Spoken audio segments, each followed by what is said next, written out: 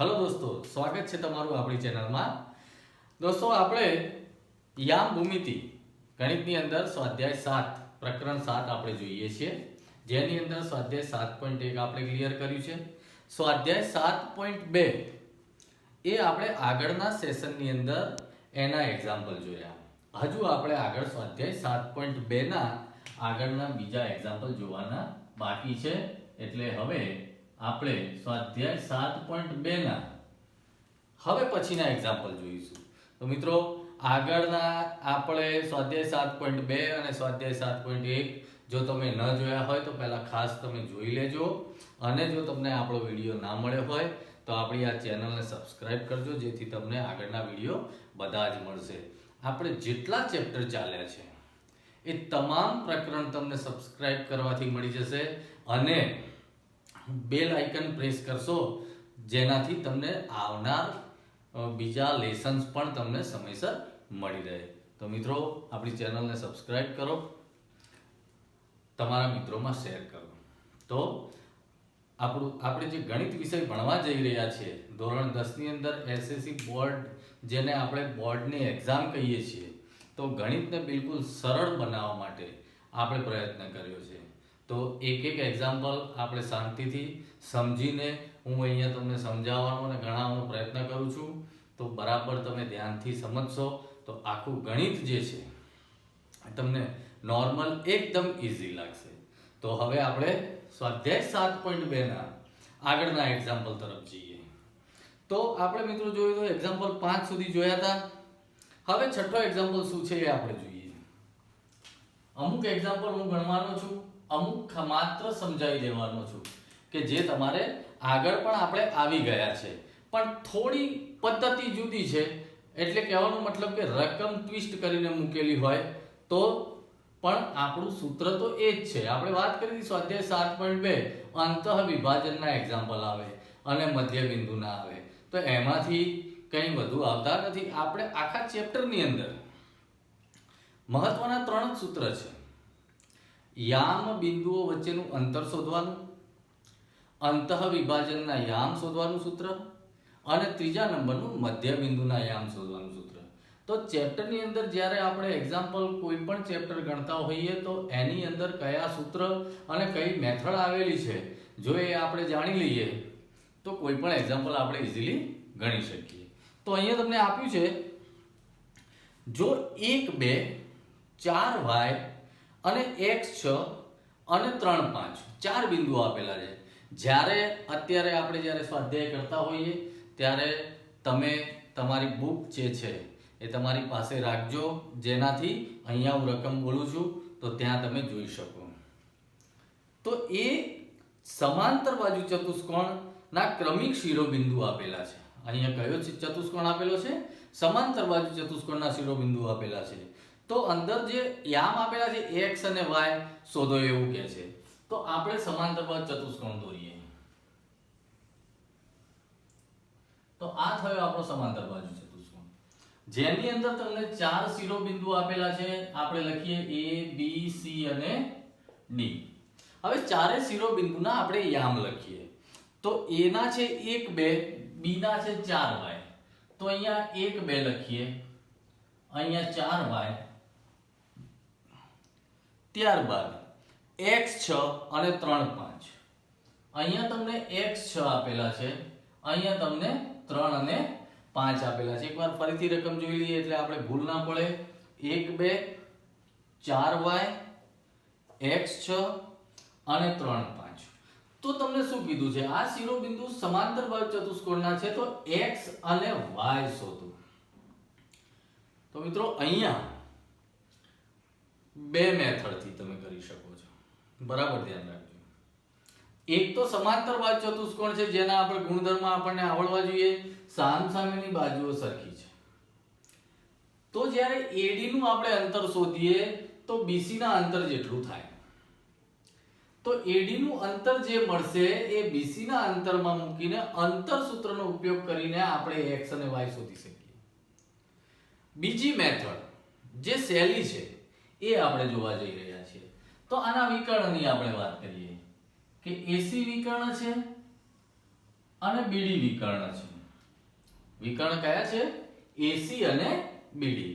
અહીંયા તમને ખબર છે કે એસી ને બીડી વિકર્ણો સરખા છે નહીં, પણ મધ્ય બિંદુઓ તો બંનેનું એક જ છે. એનો મતલબ કે એસી નું મધ્ય બિંદુ અને બીડી નું મધ્ય બિંદુ એક જ છે. એનો મતલબ આવો થયો કે AC is equal to BD, sorry, AC નું મધ્ય બિંદુ, એસી અને બીડી નું સમજો કે મધ્ય બિંદુ પી છે. તો આપણે મધ્ય બિંદુના સૂત્રનો ઉપયોગ કરીશું, જેનાથી આપણો એક્ઝામ્પલ ઈઝી થઈ જશે. તો મધ્ય બિંદુના યામનું સૂત્ર શું છે? x1 + x2 ભાગ્યા 2 અને y1 + y2 ભાગ્યા 2. તો અહીંયા AC નું મધ્ય બિંદુ બરાબર BD નું, એટલે આપણે આવું લખી શકીએ કે AC નું મધ્ય બિંદુ બરાબર BD નું મધ્ય બિંદુ. તો AC ના મધ્ય બિંદુના યામની વાત કરીએ તો સૌપ્રથમ આપણે યામ લખી નાખીએ x અક્ષ અને y અક્ષ. તો આ x1 y1, આ x2 y2, x3 y3 અને x4 y4. કોઈ પણ એક્ઝામ્પલ ગણતી વખતે આપણે આ લખી જ નાખવાનું, જેનાથી કાલ તમને કોઈ પણ પ્રોબ્લેમ થાય નહીં. x1 ના બદલે કોઈ બીજી રકમ મૂકી દેવાય નહીં, એટલા માટે. તો અહીંયા આપણે AC નું મધ્ય બિંદુ એટલે x1 + x3 ભાગ્યા 2. તો અહીં લખીએ x1 + x3 ભાગ્યા 2. એ જ રીતે y1 + y3 ભાગ્યા 2. તો આ થયું AC નું મધ્ય બિંદુ ઇઝ ઇક્વલ ટુ BD નું મધ્ય બિંદુ. તો x2 + x4, x2 + x4 ભાગ્યા 2 અને એ જ રીતે y2 + y4 ભાગ્યા 2. તો અહીંયા આપણે જોયું કે AC નું મધ્ય બિંદુનું સૂત્ર બરાબર BD ના મધ્ય બિંદુનું સૂત્ર. કિંમતો મૂકી દઈશું. x1 છે આપણી પાસે 1 પ્લસ y3 છે આપણી પાસે, સોરી, x3 છે આપણી પાસે x ભાગ્યા 2 અને એ જ રીતે y1 છે આપણી પાસે 2 અને y3 છે આપણી પાસે 6 ભાગ્યા 2 ઇઝ ઇક્વલ ટુ x2. તો 4 + 3, 4 + 3 ભાગ્યા 2 અને y2, y + 5 ભાગ્યા 2, y2 + y4. તો y + 5 ભાગ્યા 2. આ રીતે થયું x1 x3 y1 y3 x2 x4 y2 y4. x અને y ની કિંમત નથી તો આપણે એમને લખી નાખ્યું છે. હવે આપણે સાદુરૂપ આપીએ તો 1 + x ભાગ્યા 2, આનું તો કોઈ સાદુરૂપ થવાનું નથી તો એમને મૂકી દઈશું 1 + x ભાગ્યા 2. એ જ રીતે 2 + 6 8 ભાગ્યા 2, 2 + 6 8 ભાગ્યા 2 એટલે 8 ભાગ્યા 2 એટલે 4 થયા. તો આનો આન્સર આપણને 4 મળે છે ઇઝ ઇક્વલ ટુ. એ જ રીતે 4 ને 3 7 દૂત્યાંશ છે, દૂરતો નથી, આપણે એમને એમ લખી નાખીશું કે 7 દૂત્યાંશ. અને અહીંયા y + 5 ભાગ્યા 2, તો એ એમનું એમ રહેશે. હવે આપણે આગળના સેશનમાં પણ જોયું હતું કે આ x અક્ષ, આ y અક્ષ, આ x અક્ષ, આ y અક્ષ. તો x અક્ષ = x અક્ષ લઈશું અને y અક્ષ = y અક્ષ લઈશું. બે અલગ કરી નાખીશું. તો એક પાર્ટ પાડી દઈએ કે 1 + x ભાગ્યા 2 = 7 દૂત્યાંશ. બરાબર. આ x અક્ષ, આ y અક્ષ, આ x અક્ષ, આ y અક્ષ. તો આ બંનેને આપણે સાથે લાવવાના છે અને આ બંનેને સાથે લઈ જવાના છે. તો x = x હોય, એ જ રીતે y = y કરીએ. 4 = y + 5/2. હવે આપણે સાદુરૂપ આપીએ તો 2 ને આપણે અહીંયા મૂકીશું તો 2 2 ઉડી જશે. તો 1 + x = 7. એકને આ બાજુ લાવું તો x = 7 - 1. તો x ની કિંમત મળી આપણને 6. તો અહીંયા આપણને x મળી ગયું. x3 ની કિંમત આપણને મળી. એ જ રીતે આપણને y3 ની કિંમત મળશે. તો અહીંયા આપણે 4 દુ 8 = y + 5. આ ભાગ્યામાંથી અહીંયા ગુણ્યામાં લઈ ગયા. હવે 5 ને આપણે આ બાજુ લાવીએ. તો 8 - 5 = y. તો 3 = y, એનો મતલબ કે y = 3. તો અહીંયા આપણને y ની પણ કિંમત મળી ગઈ. મિત્રો તો અહીંયા એક સમાંતર બાજુ ચતુષ્કોણ આપણને આપ્યો તો. હવે આપણે આગળ પણ વાત કરી હતી કે ત્રિકોણ હોય, ચતુષ્કોણ હોય, દરેકના આપણને સામાન્ય ગુણધર્મો આપણને આવડવા જોઈએ. સામાન્ય ગુણધર્મો આવડે તો આપણને ખ્યાલ આવી જાય કે ભાઈ આ બંનેના મધ્ય બિંદુઓ એક જ બિંદુ છે. તો આપણે આ ટેકનિકનો, આ સૂત્રનો ઉપયોગ થશે. તો કોઈ પણ એક્ઝામ્પલ ગણતા પહેલા આપણે એને કેવી રીતે ગણવો એ પહેલા સમજી લેવાનું અને ત્યારબાદ જ આપણે ગણવાનું. તો અહીંયા આપણો એક્ઝામ્પલ નંબર 6 હતો, એ તમે જોયો. હવે આગળનો એક્ઝામ્પલ, 7મો એક્ઝામ્પલ જોઈએ છે. હવે 7મો એક્ઝામ્પલ જે છે એ હું તમને માત્ર સમજાવી દઉં છું કે AB વર્તુળનો વ્યાસ છે. વ્યાસ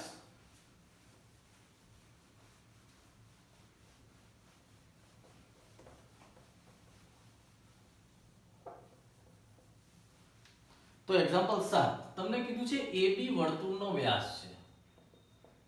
એટલે આ વર્તુળ, એનો વ્યાસ તમને આપ્યો છે AB. ઓકે. હવે -2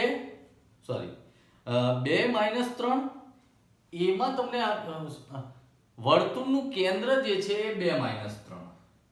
વર્તુળનું કેન્દ્ર આપણે P લઈએ તો 2 - 3 તમને આપેલું છે.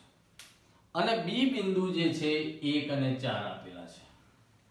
તો તમને કીધું છે A બિંદુના યામ શોધો. તો ઈઝી થઈ ગયું. આને આપણે x1 અને y1 લઈશું. આ આપણે x2 ને y2. આ આપણું x અને y. મધ્ય બિંદુ થઈ ગયું. વર્તુળનું કેન્દ્ર એટલે વ્યાસનું મધ્ય બિંદુ. તો આપણું સૂત્ર છે મધ્ય બિંદુ, જે આગળ પણ જોયું, x1 + x2 / 2 અને y1 + y2 / 2. તો મધ્ય બિંદુ જે છે x અને y આપેલા છે. તો જેમ અહીંયા આપણે અલગ કર્યું તો x = x1 + x2 / 2 અને y = y1 + y2 / 2. બસ આની અંદર કિંમત મૂકી દો. x જે છે તમને 2 આપેલા છે, x1 શોધવાનો છે, x2 તમને 1 આપેલા છે, એ જ રીતે y તમને -3 આપેલા છે, y1 શોધવાનો છે, y2 4 આપેલા છે ભાગ્યા 2. એટલે આ રીતે તમારું સાદુરૂપ થઈ જશે અને આપણને એ બિંદુના યામ x1 અને y1 પણ મળી જશે. તો મિત્રો આ એક સમજવાની હતી જે તમારે જાતે ગણવાનું છે અને ગણીને મને કોમેન્ટ કરવાની છે મિત્રો. હવે એના પછીનો આપણે એક્ઝામ્પલ જોઈએ. Example number 8. તો એ પણ હું તમને સમજાવું છું. એક્ઝામ્પલ નંબર 8 શું કહે છે કે જો A B અનુક્રમે -2 અને -2 અને 2 ને -4 હોય, જેથી AP = 3/7 AB, તો P જે બિંદુ જે છે એ રેખાખંડ AB પર આવેલ છે. તો P ના યામ શોધો. હવે આ અંતઃ વિભાજન જેવું થયું કે AP = 3/7. એટલે આપણે અહીંયા લખીએ કે A અને B. હવે A બિંદુનો યામ તમને આપેલા છે -2 અને -2. B બિંદુના યામ તમને આપેલા છે 2 અને -4. હવે તમને અહીંયા કીધું છે કે AP = 3/7 AB. ધ્યાન આપજો મિત્રો. AP = 3/7 AB. એટલે AP 3 અને AB 7 છે. એવું થયું 3/7. તો અહીંયા હું આ રીતે પણ લખી શકું કે AP/AB = 3/7. આ AB ને ભાગ્યામાં લઈ ગયો. તો AP = 3 ને AB = 7. તો એનો મતલબ એવો થયો કે જો બિંદુ P અહીંયા હોય તો આ 3 છે અને આ 7 છે. તો હવે આપણને ખબર પડી ગઈ કે પીબી કેટલું હોય, તો કે 7 માંથી 3 જાય એટલું, એટલે કે 4. એનો મતલબ કે એપી જેમ પીબી ઇઝ ઇક્વલ ટુ 3/4. તો પતી ગયું. આ x1 y1 x2 y2, આ m1 અને આ m2 અંતઃ વિભાજનના યામ ઉપરથી આપણે p બિંદુના યામ શોધી શકાશે. ઓકે, શોધી શકાશે. અને તમારે મને એનું કોમેન્ટ કરીને મને કહેવાનું છે. તો એના જેવો જ એક બીજો એક્ઝામ્પલ છે જે આપણે આગળ પણ ગણ્યું કે ત્રિભાગ બિંદુના યામ. હવે અહીંયા 4 સમાન ભાગ પાડેલા છે. નવમો એક્ઝામ્પલ આપણો જોઈએ કે જે 4 સમાન ભાગ પાડેલા છે. તો એક રેખાખંડના સમાન 4 ભાગ, A B, આ એક ભાગ, બે ભાગ, 1 2 3 અને 4 આ સમાન ભાગ છે. હવે શું કહે છે એક્ઝામ્પલ નંબર 9 કે a - 2 2 અને b 2 8. તો ને જોડતા રેખાખંડનું 4 સમાન ભાગમાં વિભાજન કરતા બિંદુઓના યામ શોધો. 4 સમાન ભાગમાં વિભાજન કરતા આ જે 3 બિંદુઓ મળ્યા એના યામ શોધવાના છે. p q અને r છે એમ સમજી લઈએ. તો આના યામ શોધવાના છે, આના યામ શોધવાના છે, આના યામ શોધવાના છે. તો અહીંયા પણ તમે બંને પદ્ધતિથી શોધી શકો છો. અંતઃ વિભાજન 1/1 2 3, 1/3, બરાબર. આ 1 1 1 1, આ 1/3, અથવા હવે 2/2. તો 2/2 એનો મતલબ કે Q એ AB નું મધ્ય બિંદુ થયું. તો પછી આપણે જેમ પ્રમાણમાં m1 m2 નું અંતઃ વિભાજનનું સૂત્રનો ઉપયોગ કર્યા સિવાય મધ્ય બિંદુના સૂત્રનો આપણે ઉપયોગ કરીએ તો ચાલે ને. તો અહીંયા AB નું મધ્ય બિંદુ Q છે. તો હવે તમને ખ્યાલ આવી ગયો x1 + x2 ભાગ્યા 2 અને y1 + y2 ભાગ્યા 2. તો આ સૂત્રનો ઉપયોગ કરીને આપણે Q બિંદુના યામ શોધી શકીશું. ઓકે, હવે Q બિંદુના યામ મળ્યા પછી A થી Q નું મધ્ય બિંદુ P છે. તો સેકન્ડ નંબરમાં તમારે AQ નું મધ્ય બિંદુ P છે. તો એ સૂત્રનો તમારે ફરીથી x1 પ્લસ અહીં જે કંઈ નામ આપો તે, અથવા તો x2 પણ તમારે યાદ રાખવાનું કે હવે x2 આ છે, x1 + x2 ભાગ્યા 2 અને y1 + y2 ભાગ્યા 2. એ જ રીતે થર્ડ એક્ઝામ્પલ QB નું મધ્ય બિંદુ R છે.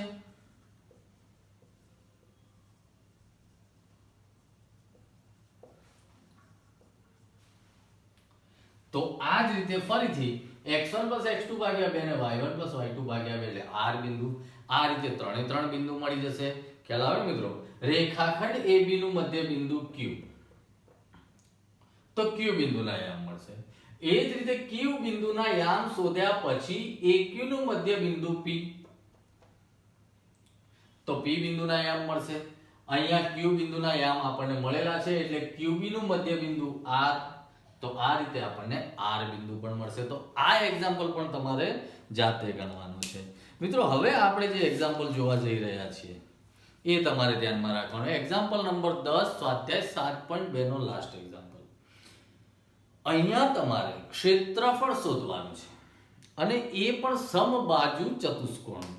તો હવે આપણે મગજમાં આવવું જોઈએ કે સમબાજુ ચતુષ્કોણ કોને કહેવાય. અને તમને અહીંયા સારું છે કે સૂચન એક આપી દીધેલું છે કૌંસમાં કે સમબાજુ ચતુષ્કોણનું ક્ષેત્રફળ બરાબર 1/2 તેના વિકર્ણનો ગુણાકાર. કોનો ગુણાકાર? વિકર્ણોનો ગુણાકાર.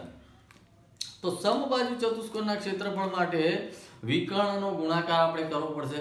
એનો મતલબ કે સમબાજુ એટલે કયું? તો હવે આપણે આ એક્ઝામ્પલ ગણી રહ્યા છીએ. જો એક્ઝામ્પલ નંબર 10.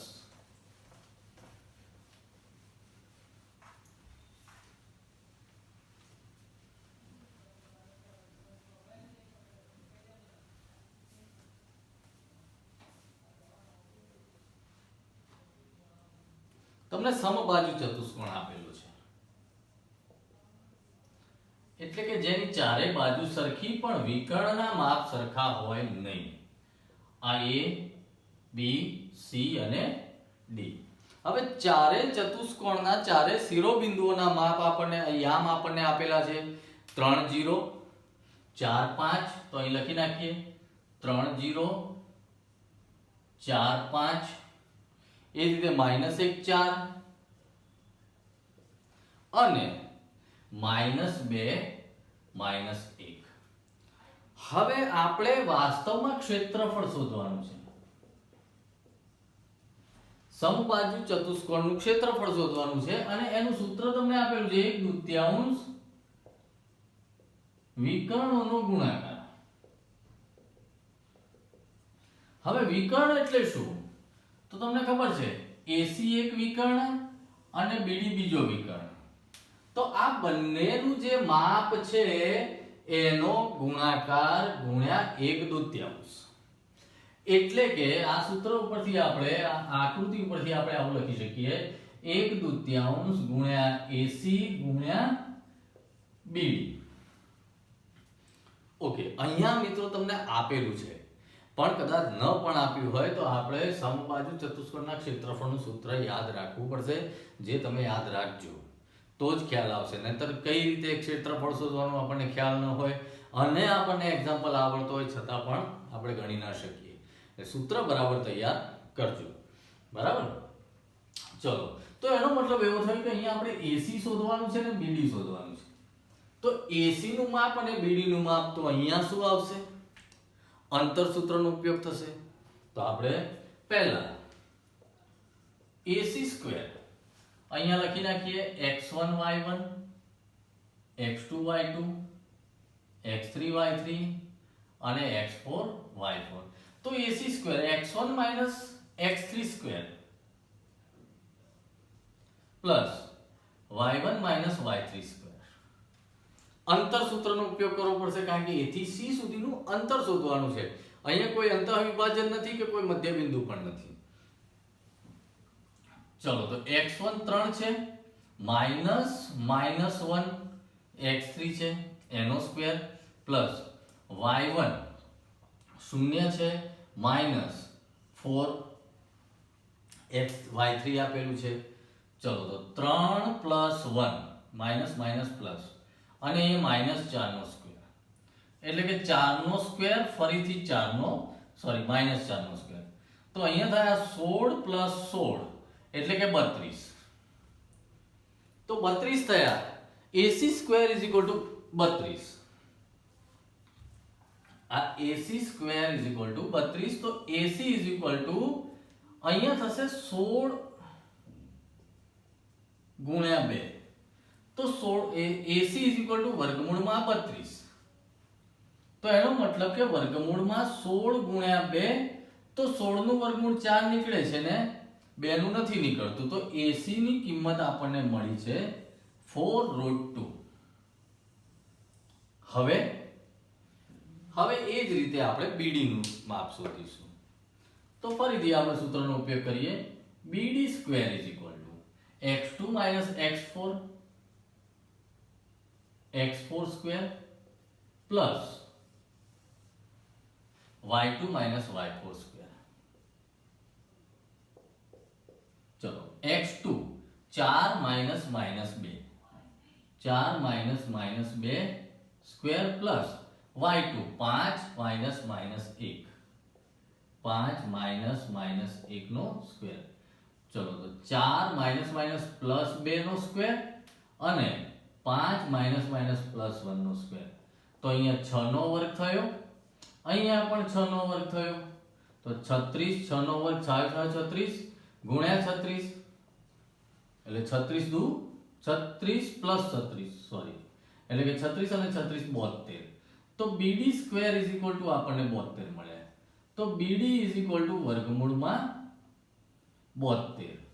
એનો મતલબ કે વર્ગમૂળમાં 36 ગુણ્યા 2 36 * 72. તો એનો મતલબ કે 6√2. BD = 6√2. તો અહીંયા AC નો પણ આન્સર મળી ગયો, BD નો પણ આન્સર મળી ગયો. હવે આપણે ક્ષેત્રફળ શોધવાનું તો કિંમત મૂકી દઈએ 1/2 ગુણ્યા 4√2 ગુણ્યા બીડી જે છે એ 6√2. તો અહીંયા આપણે વર્ગમૂળને નહીં ઉડાડી શકીએ, પણ 12 ની સંખ્યાને તો આપણે ઉડાડી શકીશું. 2 દુ 4, તો અહીંયા 6 દુ 12 આન્સર આવે. 12 ગુણ્યા વર્ગમૂળમાં 2 ગુણ્યા વર્ગમૂળમાં 2. હવે વર્ગમૂળમાં 2 ગુણ્યા વર્ગમૂળમાં 2 એટલે પાછો થઈ ગયો જવાબ 2. એનો મતલબ કે 12 ગુણ્યા 2, તો ક્ષેત્રફળ મળે છે આપણને 24. તો મિત્રો તમે જુઓ કે છે એનું એ જ સમબાજુ ચતુષ્કોણ આપેલું છે. અંતરના સૂત્રનો જ આપણે ઉપયોગ કર્યો, પણ આપણને રકમની અંદર સૂચના આપેલી એટલે આપણને કોઈ વાંધો ન હતો કે વિકર્ણનો ગુણાકાર 1/2 ગુણ્યા. પણ તમે એક વખત વિચારી લો કે કદાચ જો સૂત્ર ન આપ્યું હોય, આપણને એક્ઝામમાં સૂત્ર ન આપ્યું હોય, તો આ પણ તમને આવડે છે, આ પણ તમે સૂત્રનો ઉપયોગથી તમે કરી શકો. એક સામાન્ય સૂત્ર આપણને જો ન આવડતું હોય તો આપણે એનો ફક્ત છેદ ન ઉડાડી શકો.